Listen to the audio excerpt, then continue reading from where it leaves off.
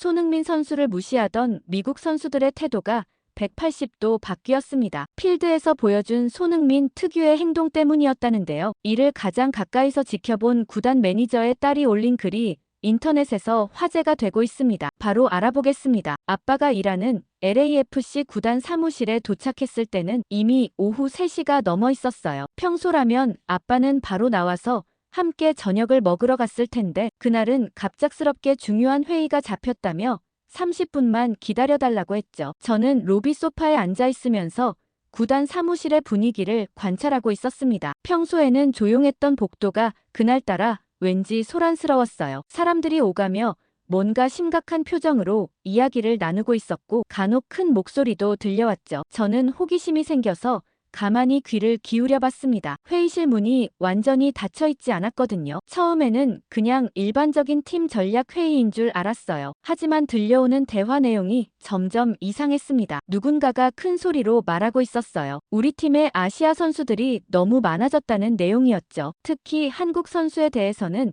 더욱 노골적인 불만을 토로하고 있었습니다. 그들은 개인 기량은 뛰어날지 몰라도 미국식 축구에는 맞지 않는다고 했어요. 너무 조심스럽고 소극적이라는 거였죠. 저는 순간 귀를 의심했습니다. 이게 정말 프로구단에서 나오는 말인가 싶었거든요. 또 다른 목소리가 들렸어요. 이번에는 더욱 직설적이었습니다. 한국 선수들은 항상 감독 눈치만 보고 자기 주장이 없다며 경기 중에도 너무 수동적이라고 비판하고 있었어요. 미국 축구는 개성과 창의성이 생명인데 그런 선수들이 팀 분위기를 망친다는 내용이었죠. 저는 점점 더 불편해졌습니다. 이런 말들이 과연 공정한 평가인지 의문이 들었거든요. 그때 아빠의 목소리가 들렸습니다. 평소보다 훨씬 단호하고 차분한 톤이었어요. 아빠는 선수들의 국적보다는 실력과 팀에 대한 기여도로 평가해야 한다고 말했죠. 특히 한국 선수들의 경우 개인 기량뿐만 아니라 팀워크와 전술 이해도가 뛰어나다고 강조했습니다. 저는 아빠의 말에 고개를 끄덕였어요. 평소 아빠가 손흥민 선수를 얼마나 높이 평가하는지 알고 있었거든요. 하지만 회의실 안의 다른 목소리들은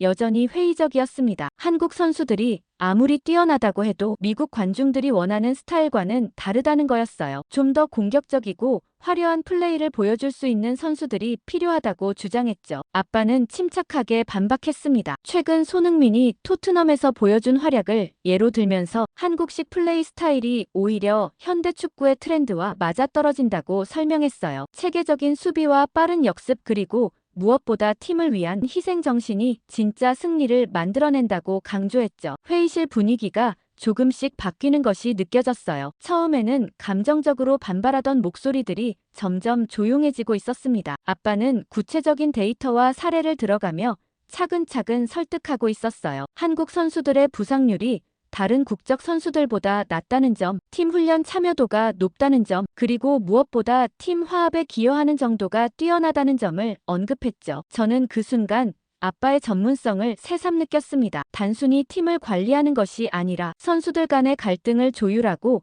편견을 해소하는 역할까지 하고 있었던 거예요. 특히 문화적 차이에서 오는 오해들을 풀어주는 모습이 인상적이었습니다. 약 20분 정도 지났을 때 회의실 문이 열렸어요. 나오는 사람들의 표정이 처음보다는 한결 누그러져 보였습니다. 아빠가 마지막으로 나오면서 저를 보고 미소를 지었어요. 미안하다며 예상보다 오래 걸렸다고 사과했죠. 저는 괜찮다고 하면서도 속으로는 방금 들은 이야기들이 계속 맴돌고 있었습니다. 아빠와 함께 주차장으로 향하면서 저는 슬쩍 물어봤어요. 오늘 회의가 좀 힘들었던 것 같다고요. 아빠는 잠시 생각하더니 솔직하게 대답했습니다. 가끔 이런 일이 있다며 선수들 간의 문화적 차이를 이해시키는 것이 쉽지 않다고 했어요. 하지만 결국은 실력과 팀워크가 모든 걸 증명해준다고 덧붙였죠. 차 안에서 아빠는 평소보다 조용했어요. 신호등에 걸려 잠시 멈춰 섰을 때 아빠가 먼저 입을 열었습니다. 오늘 회의에서 나온 이야기들이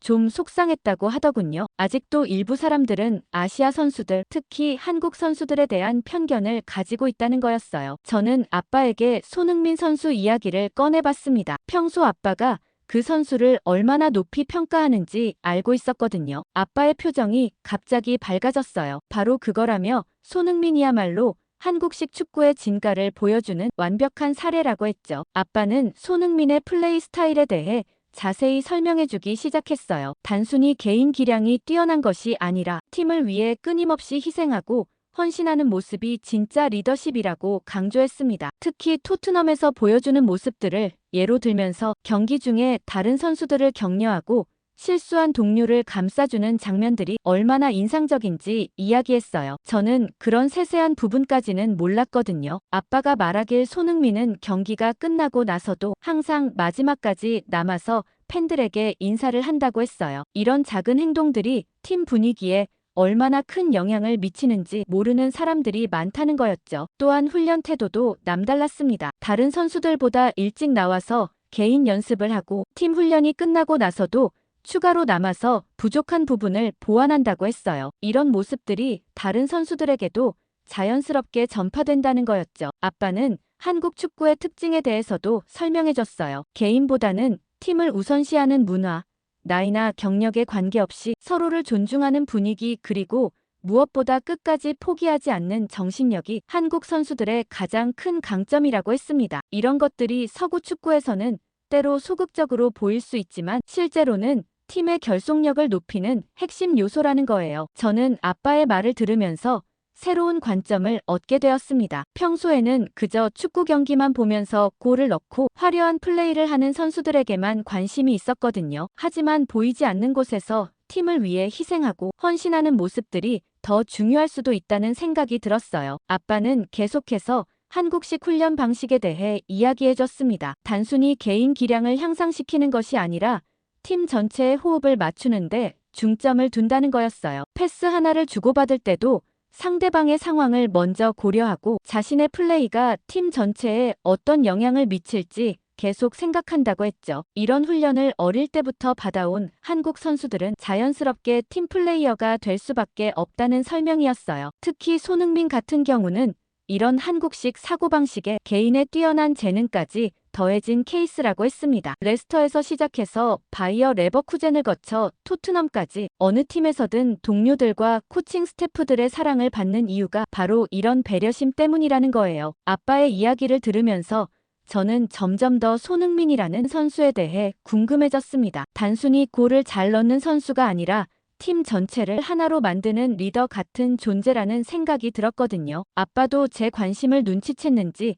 조만간 토트넘 경기를 직접 보러 가자고 제안했어요. 손흥민의 플레이를 실제로 보면 왜 그가 특별한지 알 수 있을 거라고 했죠. 저는 흥미진진해졌습니다. 지금까지 축구를 그냥 재미로만 봤는데 이번 기회에 좀 더 깊이 있게 관찰해 볼 수 있겠다는 생각이 들었거든요. 집에 도착할 때까지 아빠와 저는 계속해서 축구 이야기를 나눴어요. 특히 팀워크의 중요성에 대해 많은 이야기를 들을 수 있었습니다. 아빠가 말하길 현대 축구에서는 개인의 능력보다는 팀 전체의 조화가 더 중요해졌다고 했어요. 그리고 그런 면에서 한국 선수들이 가진 장점들이 앞으로 더욱 빛을 발할 거라고 확신한다고 했죠. 그날 밤 잠자리에 들면서 아빠와 나눈 대화가 계속 머릿속을 맴돌았어요. 손흥민에 대한 이야기를 들으니 어릴 때 축구와 함께했던 추억들이 하나둘씩 떠오르기 시작했습니다. 저는 7살 때부터 동네 축구 클럽에서 뛰기 시작했어요. 처음에는 그냥 공 차는 게 재미있어서 시작했는데 점점 팀과 함께하는 즐거움을 알게 되었죠. 특히 기억에 남는 경기가 하나 있었습니다. 제가 9살이었을 때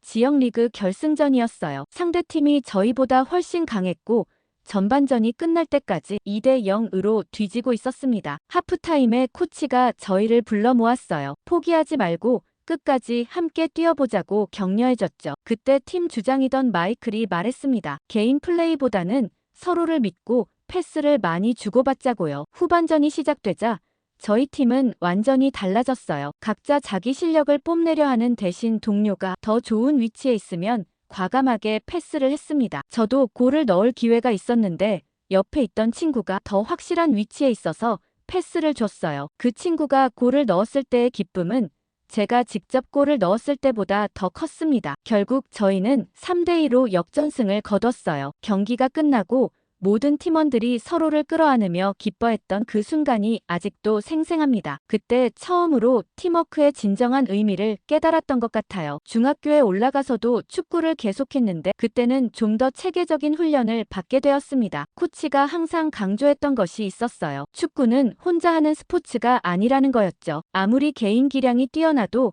팀원들과 호흡이 맞지 않으면 좋은 결과를 낼 수 없다고 했습니다. 실제로 저희 팀에는 개인 기량이 정말 뛰어난 친구가 있었어요. 드리블도 잘하고 슛도 정확했죠. 하지만 그 친구는 항상 혼자서 해결하려고 했습니다. 패스를 줘야 할 상황에서도 혼자 돌파를 시도하곤 했어요. 처음에는 몇 번 성공해서 팀에 도움이 되었지만 점점 상대팀들이 그 친구만 집중 마크하기 시작했습니다. 결국 그 친구의 플레이는 예측 가능해졌고 팀 전체의 공격력도 떨어졌어요. 반대로 가장 기억에 남는 팀메이트는 제이슨이라는 친구였습니다. 개인 기량은 그리 뛰어나지 않았지만 항상 팀을 위해 뛰었어요. 자신이 골을 넣을 기회보다는 동료를 골 기회를 만들어주는 것을 더 중요하게 생각했죠. 경기 중에도 계속해서 동료들을 격려하고 실수한 친구가 있으면 괜찮다며 어깨를 토닥여줬습니다. 제이슨이 있을 때와 없을 때의 팀 분위기는 확연히 달랐어요. 그 친구가 있으면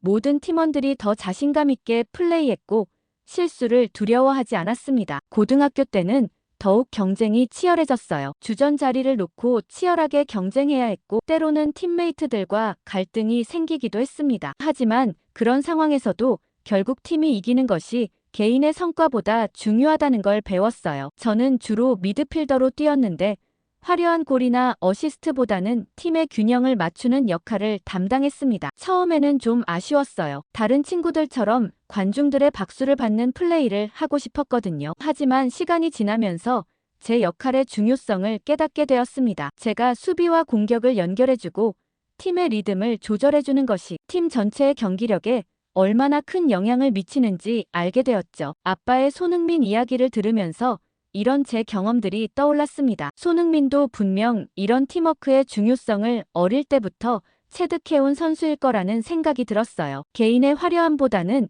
팀의 승리를 위해 묵묵히 자신의 역할을 해내는 선수 말이죠. 특히 아빠가 말한 한국식 축구 철학이 무엇인지 더 궁금해졌습니다. 제가 어릴 때 경험했던 팀워크와 어떤 차이가 있을까요? 더 체계적이고 조직적일 것 같다는 생각이 들었어요. 그리고 무엇보다 손흥민이 실제 경기에서 어떤 모습을 보여주는지 직접 보고 싶어졌습니다. 아빠가 제안한 토트넘 경기 관람이 정말 기대되기 시작했어요. 손흥민의 플레이를 통해 진정한 팀워크가 무엇인지 그리고 개인과 팀이 어떻게 조화를 이룰 수 있는지 배울 수 있을 것 같았거든요. 잠들기 전 마지막으로 떠오른 생각은 이거였습니다. 과연 저도 손흥민처럼 팀을 위해 헌신할 수 있는 선수가 될 수 있을까요? 대학에 가서 새로운 팀에 합류하게 되면 어떤 역할을 맡게 될까요? 이런 생각들을 하면서 서서히 잠에 빠져들었습니다. 대학에 입학한 지 한 달쯤 지났을 때였어요. 학업에 적응하느라 바쁘긴 했지만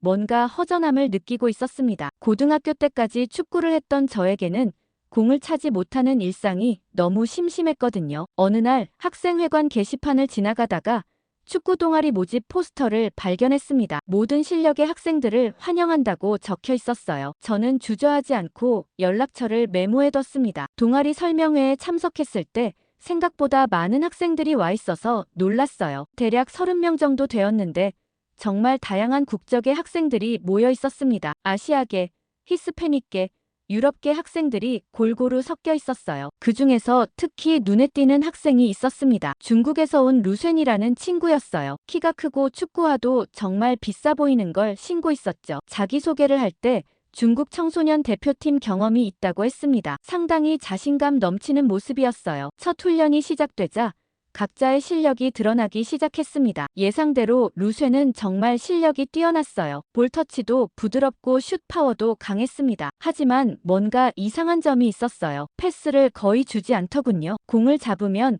혼자서 해결하려고 하는 경향이 강했습니다. 처음에는 실력을 보여주려는 것 같아서 이해했어요. 하지만 몇 번의 훈련을 더 거쳐도 그 패턴이 계속되었습니다. 심지어 더 좋은 위치에 있는 팀메이트가 있어도 루쉐는 자신이 직접 슛을 시도했어요. 코치가 몇 번 지적했지만 쉽게 고쳐지지 않았습니다. 반면에 다른 아시아계 학생들은 달랐어요. 일본에서 온 다케시라는 친구는 항상 팀메이트들의 위치를 파악하고 있었고 적절한 타이밍에 정확한 패스를 줬습니다. 개인 기량은 루쉔만큼 화려하지 않았지만 팀 플레이 면에서는 훨씬 뛰어났어요. 훈련 후 라커룸에서 루쉔과 이야기를 나눌 기회가 있었습니다. 루쉔은 중국 축구의 우수성에 대해 자랑스럽게 이야기했어요. 중국이 축구 강국이 되기 위해 얼마나 많은 투자를 하고 있는지, 그리고 자신도 그런 시스템의 산물이라고 했죠. 저는 루쉔의 자신감이 부러웠습니다. 하지만 동시에 약간의 우려도 들었어요. 개인의 실력만으로는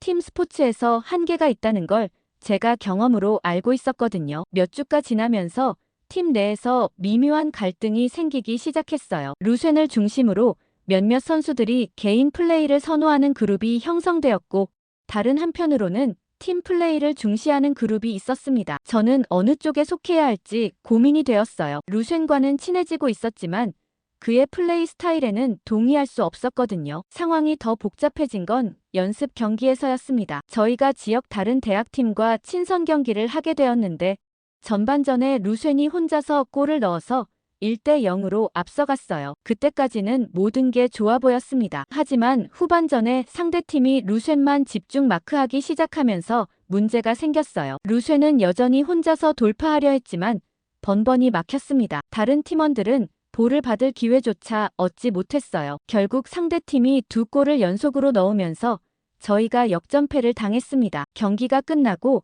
팀 미팅에서 코치가 문제점을 지적했어요. 개인 플레이에만 의존해서는 강한 상대를 이길 수 없다는 거였죠. 팀워크를 통해 서로의 장점을 살려야 한다고 강조했습니다. 그때 루쉔의 표정이 좀 불편해 보였어요. 자신의 플레이 스타일이 직접적으로 비판받는다고 느꼈나 봅니다. 훈련이 끝나고 집으로 가는 길에 저는 아빠와 나눴던 손흥민 이야기를 떠올렸어요. 개인의 뛰어난 실력과 팀워크를 어떻게 조화시킬 수 있을까 하는 고민이 들었습니다. 루쉔처럼 실력이 뛰어난 선수도 팀을 위해 플레이할 수 있다면 정말 강력한 팀이 될 수 있을 텐데 말이에요. 그 순간 저는 깨달았습니다. 제가 이 팀에서 할 수 있는 역할이 무엇인지 말이에요. 개인과 팀워크 사이의 균형을 잡아주는 것, 그리고 다양한 문화적 배경을 가진 선수들 사이의 다리 역할을 하는 것이었습니다. 마치 아빠가 LAFC에서 하는 일처럼 말이죠. 그런데 새 학기가 시작되고 몇 명의 신입 부원이 더 합류했을 때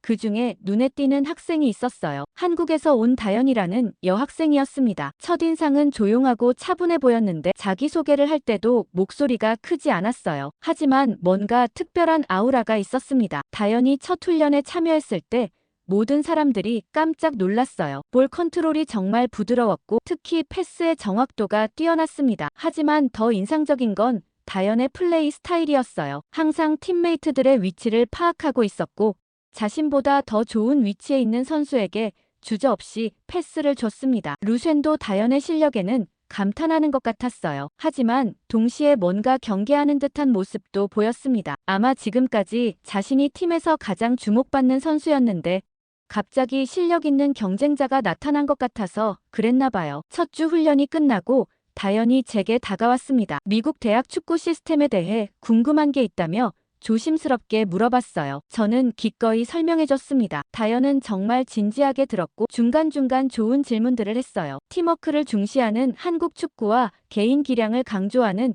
미국 축구의 차이점에 대해서도 이야기했죠. 이야기를 나누면서 다연의 축구 철학을 엿볼 수 있었어요. 다연은 축구에서 가장 중요한 건 팀이 하나가 되는 것이라고 했습니다. 개인이 아무리 뛰어나도 팀이 조화롭지 못하면 좋은 결과를 낼 수 없다는 거였어요. 한국에서는 어릴 때부터 이런 교육을 받는다고 했습니다. 몇 주가 지나자 다연의 영향력이 점점 커지기 시작했어요. 훈련 중에 실수한 팀메이트가 있으면 다연이 먼저 다가가서 괜찮다고 격려해줬습니다. 그리고 좋은 플레이가 나오면 누구보다 먼저 박수를 쳐줬어요. 이런 작은 행동들이 팀 분위기를 확실히 바꿔놓았습니다. 특히 인상적이었던 건 다연이 루쉔을 대하는 방식이었어요. 루쉔이 개인 플레이를 고집할 때도 다연은 비판하지 않았습니다. 대신 루쉔의 장점을 인정하면서도 팀 플레이의 중요성을 자연스럽게 보여줬어요. 루쉔이 공을 독점하려 할 때 다연은 더 좋은 위치로 움직여서 패스를 받을 수 있는 기회를 만들어줬습니다. 처음에는 루쉔이 이런 다연의 움직임을 무시했어요. 하지만 점점 다연의 위치 선정이 얼마나 정확한지 깨닫게 되었습니다. 다연에게 패스를 주면 더 좋은 결과가 나온다는 걸 경험으로 알게 된 거죠. 팀 내에서 다연의 리더십이 인정받기 시작했어요. 코치도 다연의 플레이를 자주 칭찬했고 다른 팀원들도 다연을 중심으로 뭉치기 시작했습니다. 자연스럽게 다연이 팀의 주장으로 추천되었어요. 투표 결과도 압도적이었습니다. 하지만 이런 상황이 루쉔에게는 달갑지 않았나 봐요. 루쉔은 점점 다연을 견제하기 시작했습니다. 직접적으로 대립하지는 않았지만 다연의 지시를 따르지 않거나 일부러 다연과 다른 방향으로 플레이하는 경우가 생겼어요. 팀 회식 자리에서도 루쉔은 다연과 거리를 두려고 했습니다. 어느 날 훈련 후에 루쉔이 저에게 다가왔어요. 다연에 대해 어떻게 생각하느냐고 물어봤습니다. 저는 좋은 선수라고 대답했는데 루쉔은 고개를 저었어요. 다연이 너무 모범생 코스프레를 한다는 거였죠. 진짜 실력자라면 개성이 있어야 하는데 다연은 너무 무난하다고 비판했습니다. 저는 루쉔의 말에 동의할 수 없었어요. 다연의 플레이를 직접 봤는데 그건 단순한 모범생 플레이가 아니었거든요. 정말 팀을 위해 생각하고 움직이는 진정한 리더십이었습니다. 하지만 루쉔을 설득하기는 쉽지 않았어요. 상황이 더 복잡해진 건 팀 내 포지션 경쟁 때문이었습니다. 루쉔과 다연 모두 공격형 미드필더를 선호했는데 코치는 점점 다연을 더 신뢰하는 모습을 보였어요. 다연의 플레이가 팀 전체에 미치는 긍정적인 영향을 코치도 분명히 인식하고 있었거든요. 이런 상황에서 저는 중간에서 애매한 위치에 있게 되었습니다. 루쉔과는 먼저 친해졌지만 다연의 축구 철학에 더 공감하고 있었어요. 팀의 화합을 위해서는 이 두 사람이 서로 이해하고 협력해야 했는데 그게 쉽지 않아 보였습니다. 저는 아빠가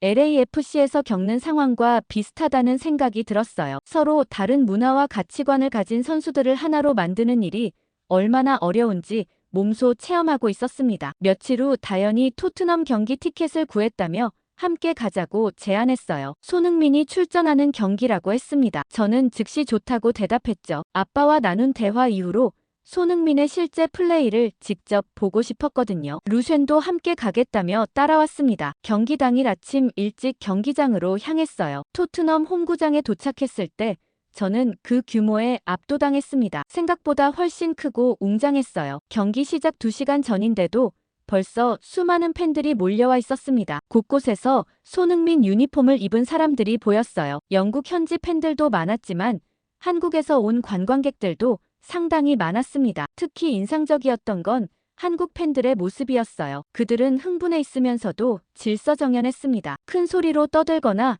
난동을 부리는 사람이 없었어요. 대신 조용히 응원 도구를 준비하거나 서로 예의 바르게 대화를 나누고 있었습니다. 경기장 주변에서는 몇몇 한국 팬들이 쓰레기를 줍고 있는 모습도 봤어요. 자신들이 버린 것뿐만 아니라 다른 사람들이 떨어뜨린 쓰레기까지 주워 담고 있었습니다. 루쉔이 그 모습을 보더니 너무 오버하는 것 아니냐고 중얼거렸어요. 하지만 다연은 그런 행동이 당연하다는 듯이 말했습니다. 한국에서는 공공장소를 깨끗하게 유지하는 것이 기본 예의라고 했어요. 좌석에 앉아서 경기를 기다리는 동안 주변 분위기를 관찰할 수 있었습니다. 제 옆자리에 앉은 한국인 관광객 가족과 이야기를 나눴어요. 아버지는 손흥민을 보기 위해 특별히 휴가를 내고 영국까지 왔다고 했습니다. 손흥민이 한국 축구의 자부심이라며 정말 자랑스럽다고 하더군요. 경기가 시작되자 경기장 전체가 열광의 도가니가 되었어요. 손흥민이 공을 잡을 때마다 함성이 터져 나왔습니다. 저는 손흥민의 움직임을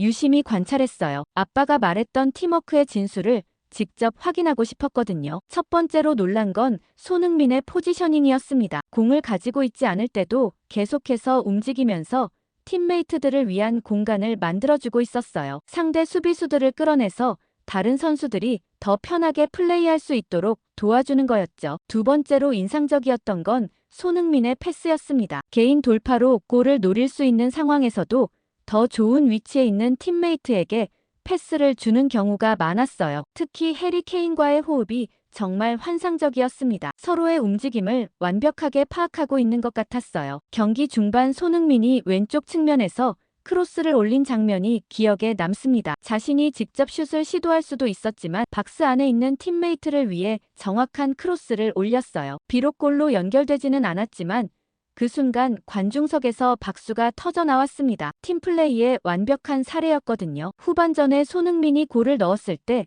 경기장이 완전히 폭발했어요. 하지만 골 세리머니에서 보여준 손흥민의 모습이 더 인상적이었습니다. 혼자서 기뻐하는 것이 아니라 어시스트를 해준 팀메이트를 먼저 찾아가서 포옹했어요. 그리고 다른 팀메이트들과도 하나씩 하이파이브를 나눴습니다. 제 옆에 앉았던 한국인 아버지가 눈물을 흘리고 있었어요. 정말 자랑스럽다며 감격해하고 있었습니다. 그 모습을 보면서 저도 왠지 모르게 감동이 밀려왔어요. 단순히 골을 넣은 것 때문이 아니라 손흥민이 보여준 팀워크와 리더십 때문이었습니다. 경기가 끝나고 나서 한국 팬들의 행동이 또 한 번 저를 놀라게 했어요. 경기 결과에 상관없이 모든 선수들에게 박수를 보냈고 자리를 떠나기 전에 주변을 깨끗하게 정리했습니다. 심지어 다른 팬들이 떨어뜨린 쓰레기까지 주워 담는 모습을 봤어요. 경기장을 나오면서 다현이 말했습니다. 손흥민이 보여준 플레이가 바로 한국식 축구의 정수라고요. 개인의 실력도 중요하지만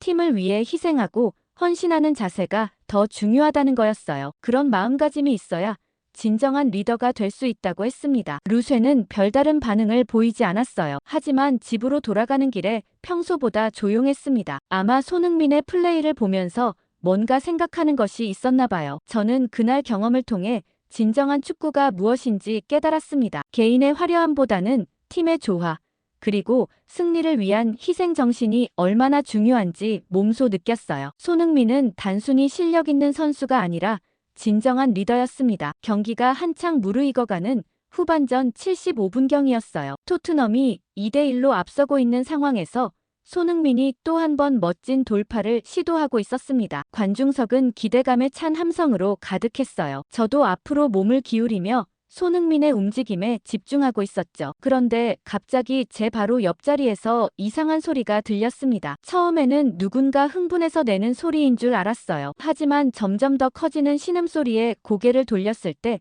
충격적인 광경을 목격했습니다. 아까 저와 이야기를 나눴던 그 한국인 아버지가 의자에 기대어 괴로워하고 있었어요. 얼굴이 새하얗게 변해 있었고 가슴을 움켜쥐며 거칠게 숨을 몰아쉬고 있었습니다. 순간 주변이 술렁이기 시작했어요. 그분의 가족들이 당황해서 어쩔 줄 몰라 하고 있었고 다른 관중들도 무슨 일인지 모르겠다는 표정으로 웅성거렸습니다. 저도 너무 놀라서 어떻게 해야 할지 몰라 그 자리에 얼어붙어 있었어요. 바로 그때였습니다. 다현이 번개같이 자리에서 일어나더니 쓰러진 분 앞으로 다가갔어요. 평소에 조용하고 차분한 모습과는 완전히 달랐습니다. 마치 스위치가 켜진 것처럼 순식간에 상황을 장악하기 시작했어요. 다현은 즉시 환자분께 다가가 어깨를 가볍게 두드리며 의식을 확인했습니다. 아저씨, 제 말이 들리세요? 괜찮으세요?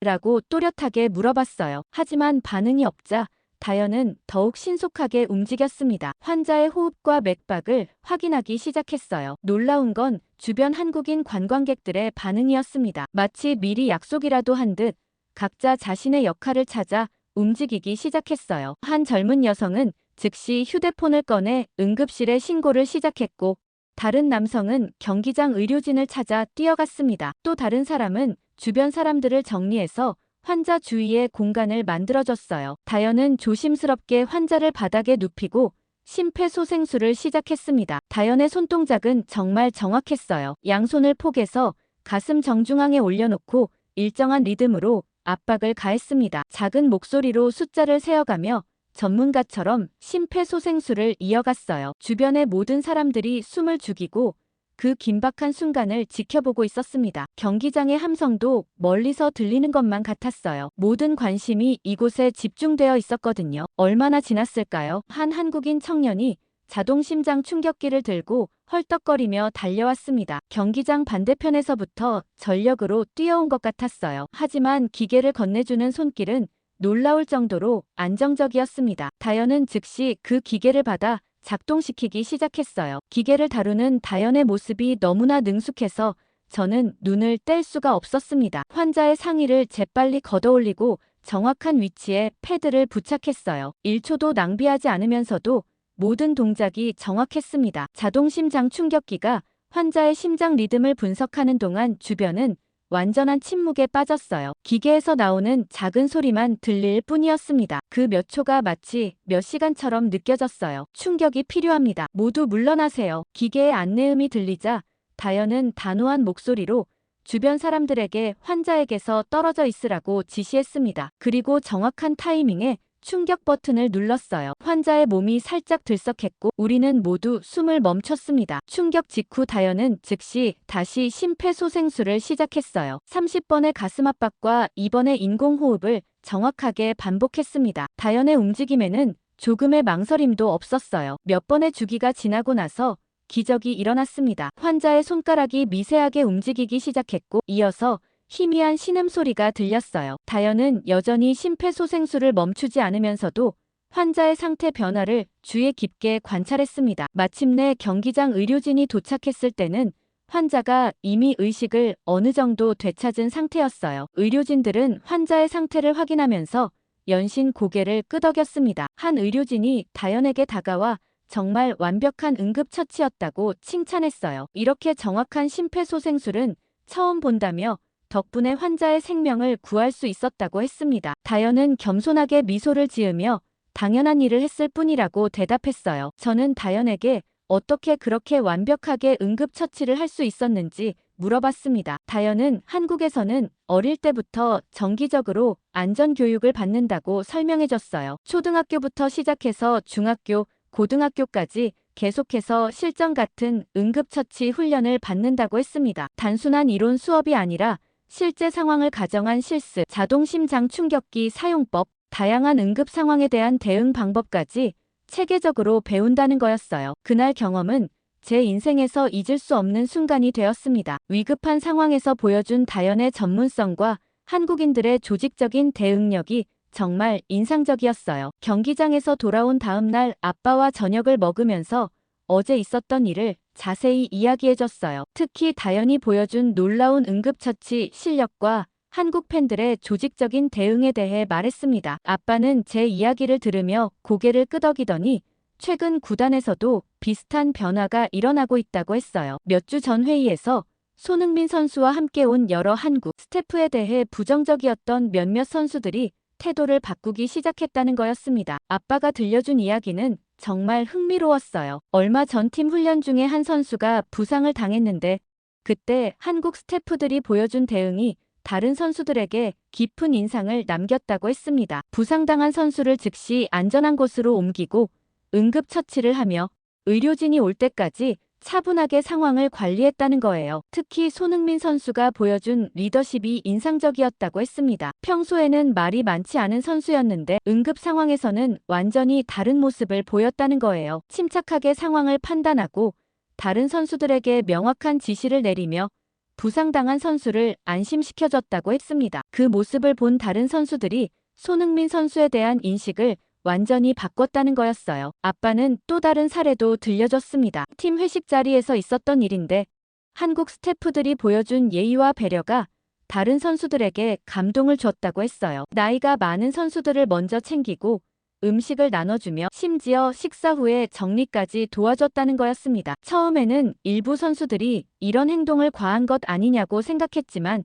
시간이 지나면서 이런 작은 배려들이 팀 분위기에 얼마나 좋은 영향을 미치는지 깨닫게 되었다고 했어요. 특히 인상적이었던 건 한국 사람들의 훈련 태도였습니다. 다른 선수들보다 일찍 나와서 연습을 준비하고 팀 훈련이 끝나고 나서도 추가로 남아서 정리를 도왔다고 하더라고요. 이런 모습이 다른 선수들에게도 자극이 되어서 전체적인 훈련 분위기가 좋아졌다고 했습니다. 아빠는 최근 팀 미팅에서 있었던 일도 이야기해줬어요. 한 베테랑 선수가 직접 나서서 손흥민 선수의 프로 정신을 칭찬했다는 거였습니다. 그 선수는 처음에는 손흥민 선수가 너무 조용하고 소극적이라고 생각했는데 함께 뛰어보니 그들의 진가를 알게 되었다고 고백했어요. 특히 경기 중에 동료를 위해 자신을 희생하는 모습들이 정말 감동적이었다고 했습니다. 골을 넣을 기회가 있어도 더 확실한 위치에 있는 동료에게 패스를 주고 수비할 때는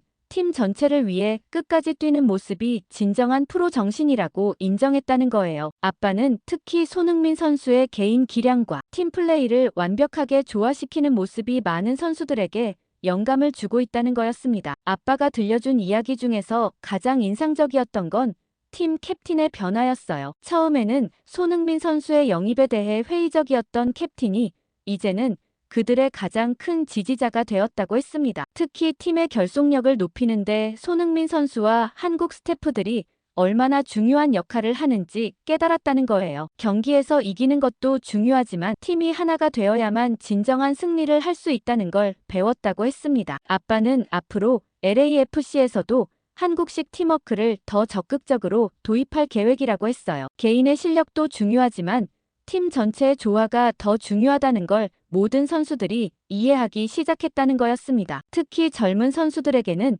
손흥민 선수의 훈련 태도와 팀에 대한 헌신을 본받으라고 조언하고 있다고 했어요. 저는 아빠의 이야기를 들으면서 다연히 우리 팀에서 보여준 변화와 비슷하다는 생각이 들었습니다. 문화적 차이에서 오는 오해들이 실제 경험을 통해 이해와 존중으로 바뀌어가는 과정이 정말 의미 있다고 느꼈어요. 아빠도 제 생각에 동의하며 이런 변화가 스포츠의 진정한 힘이라고 말했습니다. 국적이나 문화가 다르더라도 함께 목표를 향해 노력하다 보면 서로를 이해하게 되고 결국 더 강한 팀이 될 수 있다는 거였어요. 경기장에서의 경험 이후 며칠이 지났을 때 다연이 저에게 특별한 제안을 했어요. 자기 부모님이 운영하는 한식 레스토랑에 가서 정통 한국 음식을 맛보자는 거였습니다. 평소 한국 문화에 대해 더 알고 싶었던 저는 흔쾌히 수락했어요. 루쉔도 함께 가자고 했더니 별다른 반응 없이 따라오겠다고 했습니다. 레스토랑에 도착하자마자 내부에서 풍겨오는 고소하고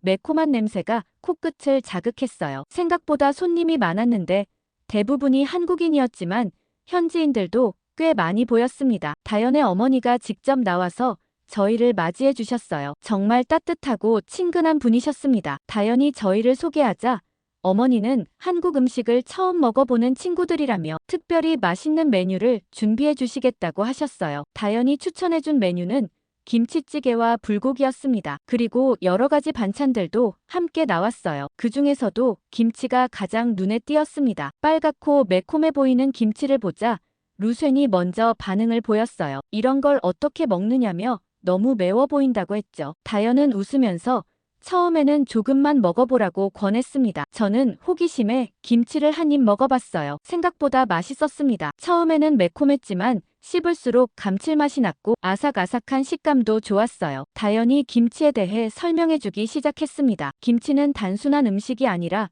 한국의 대표적인 발효식품이라고 했어요. 수백 년의 역사를 가지고 있고 지역마다 다른 특색을 가지고 있다고 했습니다. 또한 김치에는 유산균이 풍부해서 건강에도 매우 좋다고 설명했어요. 그런데 갑자기 루쉔이 끼어들었습니다. 김치의 원조는 사실 중국이라고 주장하기 시작한 거예요. 중국에도 예전부터 절임 채소가 있었고 그것이 한국으로 전해진 것이라고 했습니다. 순간 분위기가 미묘하게 변했어요. 다연은 루쉔의 말을 듣고도 당황하지 않고 차분하게 대응했습니다. 김치와 중국의 절임 채소는 완전히 다른 음식이라고 설명했어요. 단순히 채소를 소금에 절이는 것과 김치의 복잡한 발효 과정은 차원이 다르다는 거였습니다. 다연은 김치가 어떻게 만들어지는지 자세히 설명해줬어요. 배추를 소금에 절인 후 고춧가루, 마늘, 생강, 젓갈 등 다양한 양념을 넣고 발효시키는 과정이 중국의 단순한 절임과는 전혀 다르다는 거였습니다. 또한 이런 김치 제조법이 한국의 기후와 문화에 맞게 수백 년 동안 발전해왔다고 강조했어요. 루쉔은 여전히 고개를 저으며 반박했습니다. 하지만 결국 중국에서 시작된 것 아니냐며 원조는 중국이라고 주장했어요. 그러자 다연이 정말 좋은 비유를 들어줬습니다. 그렇다면 빵도 모두 한 나라에서 시작된 걸까요? 프랑스 바게트, 이탈리아 치아바타, 독일 프레첼이 모두 같은 음식인가요? 비슷한 재료를 사용한다고 해서 같은 음식이 되는 건 아니에요. 각 나라의 문화와 기후, 그리고 오랜 시간에 걸친 발전 과정이 완전히 다른 음식을 만들어내는 거죠. 저는 다연의 설명에 완전히 수긍했어요. 정말 논리적이고 설득력 있는 설명이었습니다. 루쉔도 할 말이 없어 보였어요. 몇 번 반박하려고 했지만 명확한 근거를 제시하지 못했습니다. 다현은 계속해서 친절하게 한국 음식 문화에 대해 설명해줬어요. 김치뿐만 아니라 된장, 고추장 같은 발효식품들이 한국 음식의 핵심이라고 했습니다. 이런 발효 기술이 한국의 독특한 기후와 문화 속에서 발달해왔다는 거예요. 불고기를 먹으면서 다현은 한국의 식사 예절에 대해서도 이야기해줬습니다. 어른이 먼저 수저를 드는 것, 밥그릇을 들지 않는 것, 어른께 술을 따를 때의 예의 등 정말 세세한 부분까지 알려줬어요. 이런 예절들이 단순한 형식이 아니라 서로를 존중하는 마음에서 나온 것이라고 설명했습니다. 루쉐는 점점 조용해졌어요. 다현의 차분하고 논리적인 설명 앞에서 더 이상 반박할 거리를 찾지 못하는 것 같았습니다. 오히려 다현이 루쉐에게도 친절하게 한국 음식을 권하며 맛있게 드시라고 했어요. 그런 다현의 모습이 정말 인상적이었습니다. 식사를 마치고 나서 다현의 어머니가 디저트로 호떡을 내주셨어요. 달콤하고 쫄깃한 호떡을 먹으면서 저는 한국 음식의 매력에 완전히 빠져버렸습니다. 단순히 맛있는 것을 넘어서 그 안에 담긴 문화와 정성이 느껴졌어요. 집으로 돌아가는 길에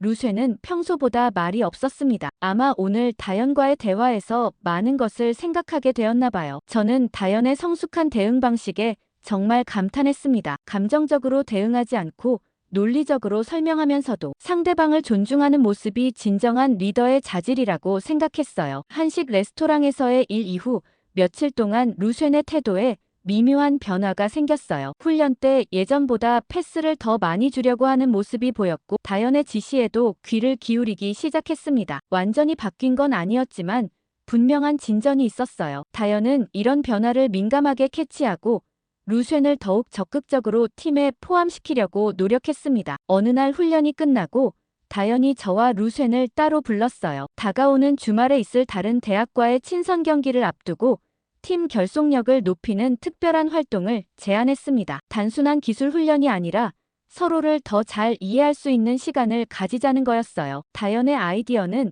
각자의 축구 철학과 플레이 스타일에 대해 이야기를 나누는 것이었습니다. 토요일 오후에 팀원들이 모두 모여 앉아 한 명씩 돌아가며 자신의 축구 이야기를 들려주기로 했어요. 어떻게 축구를 시작하게 되었는지, 가장 기억에 남는 경기는 무엇인지, 그리고 앞으로의 목표는 무엇인지 이런 것들을 나누자는 거였습니다. 토요일이 되어 팀원들이 모였을 때 처음에는 약간 어색한 분위기였어요. 평소 훈련할 때와는 다른 상황이라 그런지 모두들 조금 경직되어 보였습니다. 하지만 다현이 먼저 자신의 이야기를 시작하면서 분위기가 풀리기 시작했어요. 다현은 한국에서 어떻게 축구를 시작하게 되었는지부터 이야기했습니다. 처음에는 그냥 재미로 시작했는데 점점 팀워크의 중요성을 깨달아가면서 축구의 진정한 매력을 알게 되었다고 했어요. 특히 중학교 때 있었던 경기 이야기가 인상적이었습니다. 개인 기량으로는 상대팀보다 떨어졌지만 완벽한 팀워크로 승리를 거둔 경험이 자신의 축구 철학을 형성하는 데 결정적인 역할을 했다고 했어요. 다른 팀원들도 하나둘씩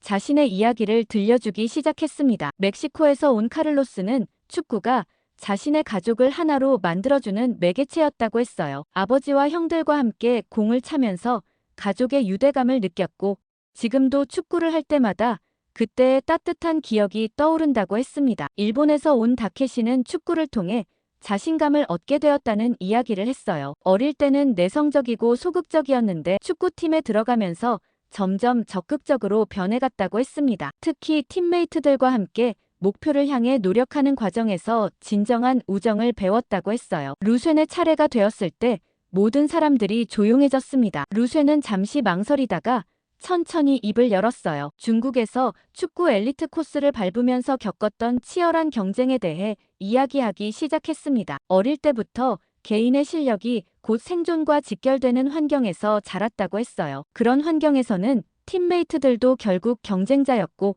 남을 믿기보다는 자신의 능력에 의존하는 것이 안전했다고 했습니다. 하지만 미국에 와서 다양한 문화권의 친구들과 함께 축구를 하면서 새로운 관점을 갖게 되었다고 고백했어요. 특히 최근에 손흥민의 경기를 보고 다현의 리더십을 경험하면서 팀워크의 진정한 의미를 깨닫기 시작했다고 했습니다. 루쉐의 솔직한 고백에 모든 팀원들이 감동받았어요. 그동안 루쉐의 개인주의적인 플레이 때문에 불편했던 팀원들도 그의 배경을 이해하게 되었습니다. 다현은 루쉔에게 다가가 어깨를 토닥이며 이제부터 함께 새로운 축구를 만들어가자고 했어요. 제 차례가 되었을 때 저는 아빠와 나눈 대화들, 그리고 최근에 경험한 일들에 대해 이야기했습니다. 특히 LAFC에서 본 문화적 갈등과 그것이 어떻게 이해와 협력으로 바뀌어가는 과정을 목격한 것이 저에게 큰 영향을 주었다고 했어요. 그리고 다연을 통해 배운 진정한 리더십에 대해서도 언급했습니다. 이야기를 나누는 시간이 끝나고 나서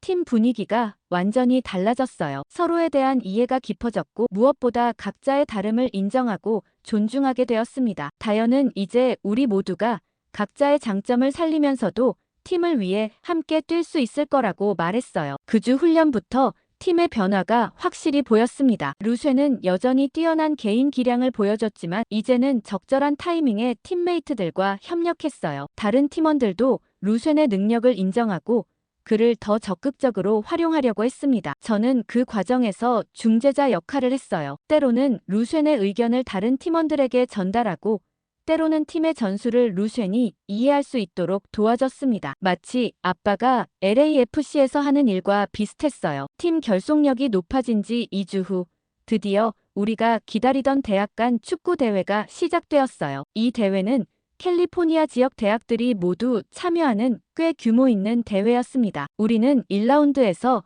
UCLA 팀과 맞붙게 되었어요. 상대팀은 작년 준우승 팀이라서 만만치 않은 상대였습니다. 경기 전날 마지막 팀 미팅에서 다연이 전술을 설명했어요. 우리의 강점인 팀워크를 최대한 활용하되 루쉔의 개인 기량도 적절히 살리는 전략이었습니다. 특히 루쉔이 상대 수비에 관심을 끌 때 다른 선수들이 공간을 활용하는 방식으로 협력하기로 했어요. 루쉔도 이 전략에 적극적으로 동의했습니다. 경기 당일 아침, 선수들 모두 긴장한 기색이 역력했어요. 하지만 다연은 여전히 침착했습니다. 라커룸에서 마지막 격려의 말을 할 때도 차분한 목소리로 우리가 지금까지 연습한 것들을 믿고 경기에 임하자고 했어요. 각자의 역할에 충실하면서도 팀을 위해 뛰는 것이 가장 중요하다고 강조했습니다. 경기가 시작되자 예상대로 UCLA 팀이 강력한 압박을 가해왔어요. 개인 기량이 뛰어난 선수들이 많았고 특히 공격진의 스피드가 상당했습니다. 전반 15분 만에 먼저 실점을 당했어요. 우리 수비진이 상대의 빠른 역습에 제대로 대응하지 못한 결과였습니다. 실점 직후 팀 분위기가 위축될 뻔했지만 다연이 즉시 팀원들을 불러 모았어요. 괜찮다며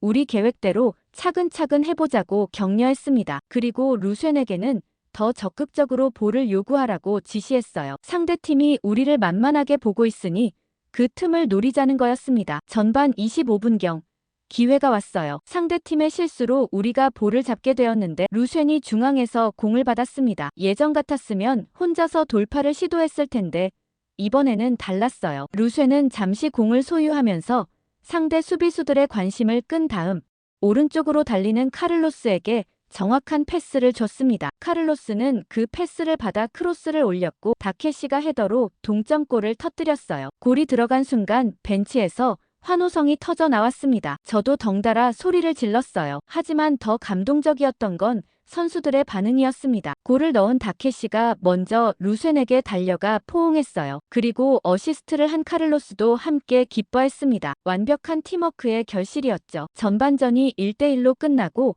하프타임에 라커룸으로 들어갔을 때 모든 선수들의 표정이 밝았어요. 비록 동점이었지만 우리 방식으로 골을 만들어냈다는 자신감이 생겼거든요. 다연은 후반전 전술을 간단히 설명했습니다. 지금처럼 서로를 믿고 협력하면 반드시 좋은 결과가 있을 거라고 했어요. 후반전이 시작되자 우리 팀의 플레이가 더욱 조직적이 되었어요. 루쉔이 개인 돌파를 시도할 때도 다른 선수들이 적절한 위치에서 지원해줬고 루쉔도 무리하지 않고 동료들과 협력했습니다. 특히 다연의 게임 리딩이 돋보였어요. 경기 흐름을 읽고 적절한 타이밍에 팀원들에게 지시를 내렸습니다. 후반 20분, 결정적인 순간이 왔어요. 우리가 코너킥을 얻게 되었는데 다연이 키커로 나섰습니다. 다연의 정확한 크로스가 박스 안으로 들어갔고 루쉔이 헤더로 골을 넣었어요. 하지만 이번에도 루쉔은 혼자 기뻐하지 않았습니다. 즉시 다연에게 달려가서 고맙다는 표시를 했어요. 그 모습을 보면서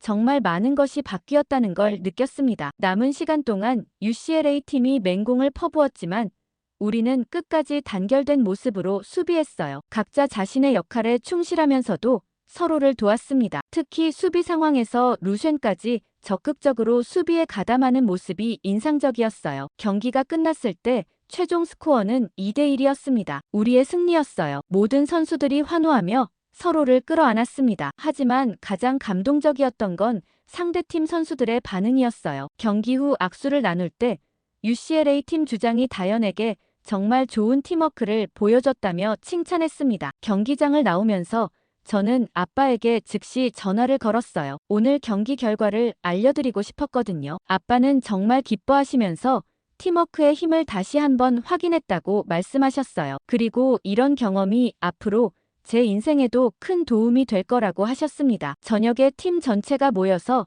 승리를 축하하는 자리를 가졌어요. 그 자리에서 루쉔이 모든 팀원들에게 감사 인사를 했습니다. 처음에는 팀워크의 중요성을 이해하지 못했지만 이제는 혼자서는 절대 할 수 없는 일들을 함께라면 해낼 수 있다는 걸 깨달았다고 했어요. 1라운드 승리 이후 우리 팀은 계속해서 좋은 경기력을 보여줬어요. 준결승에서 강팀인 스탠포드를 2대0으로 꺾고 결승전에 진출했습니다. 결승 상대는 UC 버클리였는데 이들은 작년 우승팀이라서 만만치 않은 상대였어요. 하지만 우리에게는 이제 확실한 무기가 있었습니다. 바로 완벽한 팀워크였죠. 결승전 전날 밤 저는 잠이 오지 않아서 아빠와 긴 통화를 했어요. 처음 LAFC 사무실에서 들었던 회의 내용부터 시작해서 지금까지의 모든 과정을 되돌아봤습니다. 아빠는 제가 얼마나 성장했는지 모른다며 자랑스럽다고 하셨어요. 단순히 축구 실력이 늘어난 것이 아니라 다양한 문화를 이해하고 사람들을 하나로 만드는 능력을 기른 것이 더 값지다고 말씀하셨습니다. 결승전 당일 경기장에는 평소보다 많은 관중들이 몰려왔어요. 양쪽 응원석 모두 열기가 대단했습니다. 우리 팀 응원석에는 다현의 부모님도 오셨고 놀랍게도 루쉔의 가족들도 중국에서 특별히 날아왔더군요. 경기 시작 전 라커룸에서 다현이 마지막 격려사를 했어요. 우리가 여기까지 온 것은 각자의 실력 때문이 아니라 서로를 믿고 의지했기 때문이라고 했습니다. 오늘도 그 마음으로 뛰면 반드시 좋은 결과가 있을 거라고 확신한다고 했어요. 루쉔도 한마디 덧붙였습니다. 처음에는 개인 플레이만이 최고라고 생각했지만 이제는 팀이 하나가 될 때 진정한 힘이 나온다는 걸 안다고 했어요. 오늘 경기에서 자신도 팀을 위해 최선을 다하겠다고 다짐했습니다. 경기가 시작되자 UC 버클리가 예상대로 강력한 공세를 펼쳤어요. 작년 우승팀답게 조직력도 뛰어났고 개인 기량도 상당했습니다. 전반 10분 만에 위험한 상황이 여러 번 연출되었어요. 하지만 우리도 흔들리지 않았습니다. 수비진이 끝까지 집중력을 유지했고 위기 상황에서도 서로를 믿고 커버해줬어요. 전반 25분 우리에게 기회가 왔습니다. 상대팀의 패스 미스를 가로챈 다현이 빠르게 역습을 시도했어요. 다현은 루쉔에게 패스했고 루쉔은 과감한 돌파를 시도했습니다. 상대 수비수 2명이 루쉔을 막으려고 달려들었지만 루쉔은 침착하게 왼쪽으로 달리는 저에게 패스를 줬어요. 저는 그 패스를 받아 즉시 크로스를 올렸고 카를로스가 완벽한 볼레이로 선제골을 터뜨렸습니다. 골이 터진 순간 우리 응원석이 폭발했어요. 하지만 선수들은 침착했습니다. 다현이 모든 선수들을 불러 모아 계속 집중하자고 당부했어요. 아직 경기가 많이 남았으니 끝까지 우리 방식대로 하자는 거였습니다. 후반전에 상대팀이 더욱 거센 공격을 펼쳤어요. 동점골을 위해 필사적으로 노력하는 모습이 보였습니다. 후반 15분 결국 동점골을 허용하고 말았어요. 그 순간 우리 팀 분위기가 잠시 흔들렸습니다. 하지만 다현이 즉시 팀원들을 독려했어요. 괜찮다며 우리는 할 수 있다고 외쳤습니다. 후반 30분 정말 드라마틱한 순간이 펼쳐졌어요. 루쉔이 상대 진영에서 공을 잡았는데 골키퍼와 1대1 상황이 연출되었습니다. 예전에 루쉔이었다면 무조건 직접 슛을 시도했을 거예요. 하지만 이번에는 달랐습니다. 루쉔은 더 확실한 위치에 있는 다케시를 발견하고 셀프리스한 패스를 줬어요. 다케시가 빈 골대에 공을 밀어넣으면서 역전골이 터졌습니다. 그 순간 경기장이 완전히 뒤집어졌어요. 우리 응원석에서는 환호성이 터져나왔고 벤치의 모든 선수들이 뛰어나와 기뻐했습니다. 하지만 가장 감동적이었던 건 필드 위 선수들의 반응이었어요. 골을 넣은 다케시가 제일 먼저 루쉔에게 달려가 끌어안았습니다. 완벽한 팀워크의 결실이었죠. 남은 시간 동안 우리는 완벽한 수비를 펼쳤어요. 모든 선수가 자신의 위치에서 최선을 다했고 서로를 끝까지 믿고 의지했습니다. 경기 종료 휘슬이 울렸을 때 최종 스코어는 2대1. 우리의 승리였습니다. 그 순간 경기장이 완전히 축제 분위기가 되었어요. 선수들은 서로 끌어안으며 기뻐했고 관중석에서도 박수가 쏟아졌습니다. 시상식에서 우승 트로피를 받을 때 다현이 팀을 대표해서 소감을 말했어요. 이 승리는 개인의 것이 아니라 모든 팀원들이 하나가 되어 이뤄낸 결과라고 했습니다. 특히 문화적 차이를 뛰어넘어 서로를 이해하고 존중하면서 진정한 팀이 될 수 있었다고 강조했어요. 축하 파티가 끝나고 집으로 돌아가면서 저는 아빠에게 전화를 걸었어요. 우승 소식을 알려드리자 아빠는 정말 기뻐하셨습니다. 하지만 더 중요한 건 제가 이 과정에서 배운 것들이라고 하셨어요. 진정한 리더십이 무엇인지, 팀워크의 힘이 얼마나 위대한지, 그리고 서로 다른 문화를 가진 사람들이 어떻게 하나가 될 수 있는지 직접 체험한 것이 가장 큰 수학이라고 말씀하셨습니다. 그날 밤 잠자리에 들면서 저는 지난 몇 달을 되돌아봤어요. 처음 LAFC 사무실에서 들었던 편견 어린 대화들, 손흥민의 경기에서 본 감동, 다현과 루쉔 사이의 갈등과 화해, 그리고 오늘의 우승까지 모든 것이 하나로 연결되어 있었습니다. 저는 이제 확신할 수 있었어요. 진정한 축구는 개인의 화려함이 아니라 팀의 조화에서 나온다는 것을, 그리고 그런 조화는 서로를 이해하고 존중할 때만 가능하다는 것을. 손흥민이 보여준 리더십, 다현이 실천한 배려와 헌신, 그리고 루쉔이 보여준 변화와 성장, 이 모든 것들이 저에게 인생의 소중한 교훈을 주었습니다. 그리고 우승을 기념해서 다현이 또 다른 특별한 제안을 했어요. 다시 한번 토트넘 경기를 보러 가자는 거였습니다. 이번에는 우승팀 전체가 함께 가는 특별한 의미였죠. 루쉔도 이번에는 정말 적극적으로 참여하겠다고 했어요. 지난번과는 완전히 달라진 모습이었습니다. 경기 당일 우리 팀 전체가 손흥민 유니폼을 입고 경기장에 도착했어요. 정말 장관이었습니다. 다현이 미리 준비해온 한국어 응원 구호를 가르쳐줬는데 루쉔이 가장 열심히 따라했어요. 대한민국 짝짝짝짝짝을 외치는 루쉔의 모습이 정말 웃겼지만 동시에 감동적이었습니다. 경기 중에 손흥민이 골을 넣었을 때 우리는 모두 일어나서 한국 팬들과 함께 응원가를 불렀어요. 루쉔은 한국어 발음이 서툴렀지만 그 누구보다 큰 목소리로 응원했습니다. 주변 한국 팬들도 우리를 보며 웃음을 지었고 함께 응원하자며 반겨줬어요. 경기가 끝나고 선수들이 팬들에게 인사를 하러 나왔을 때 기적 같은 일이 일어났어요. 손흥민이 우리 쪽으로 다가온 거였습니다. 다현이 한국어로 우승 축하 인사를 전했고 손흥민은 정말 친근하게 우리와 대화를 나눠줬어요. 그리고 놀랍게도 우리 팀 유니폼에 하나씩 사인을 해줬습니다. 루쉔이 손흥민에게 팀워크의 중요성을 배웠다며 서툰 영어로 감사 인사를 전했을 때 손흥민은 정말 따뜻한 미소를 지으며 계속 그렇게 하라고 격려해줬어요. 그 순간 루쉔의 눈에 눈물이 고이는 것을 봤습니다. 집으로 돌아가는 길에 루쉔이 말했어요. 오늘 손흥민을 직접 만나면서 진정한 스타가 무엇인지 깨달았다고요. 실력만으로는 부족하고 겸손과 팀을 향한 사랑이 있어야 진짜 리더가 될 수 있다고 했습니다. 그날 밤 저는 손흥민의 사인이 새겨진 유니폼을 보면서 이 모든 여정을 생각했어요. 편견에서 시작해서 이해와 존중으로 끝난 우리의 이야기. 그리고 그 중심에 있었던 축구라는 놀라운 매개체. 아빠에게 마지막 통화를 걸어 오늘 있었던 일을 모두 이야기해드렸어요. 아빠는 정말 자랑스럽다며 이제 진정한 글로벌 리더가 되었다고 말씀하셨습니다. 앞으로 어떤 일을 하든 오늘의 경험들이 큰 자산이 될 거라고 하셨어요. 저는 이제 확실히 알 수 있었습니다. 진정한 승리는 트로피를 들어올리는 그 순간이 아니라 서로 다른 사람들이 하나가 되어가는 과정 자체에 있다는 것을.